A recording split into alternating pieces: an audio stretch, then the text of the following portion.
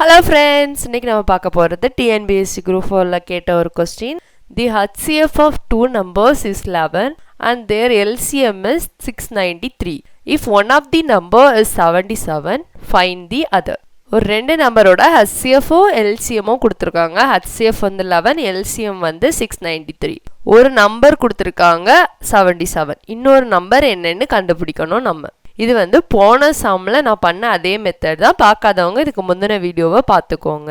LCM, HCF ரெண்டு number இந்த மாதிரிலாம் கொடுத்துருந்தாங்கன்னா நம்ம யூஸ் பண்ணுற ஃபார்ம் என்னென்னா A cross B equal to LCM cross HCF. இப்போ இதில் தெரிஞ்ச வேல்யூவெல்லாம் சப்ஸ்டியூட் பண்ணால் இன்னொரு நம்பர் கண்டுபிடிச்சிடலாம். இப்போ HCF என்ன கொடுத்துருக்காங்க 11, LCM என்ன கொடுத்துருக்காங்க 693. 693 cross 11. அப்புறம் ஒரு நம்பர் என்ன கொடுத்துருக்காங்க 77. B வந்து நமக்கு தெரியாது, அதான் கண்டுபிடிக்கணும். இப்போ இதை சால்வ் பண்ணுறோம். இதையும் கேன்சல் பண்ணால் என்ன வரும் 1 7. இதையும் கேன்சல் பண்ணால் என்ன வரும் 9 9. அப்போ B வந்து என்னது 99. இதுதான் answer. Like, share and subscribe friends.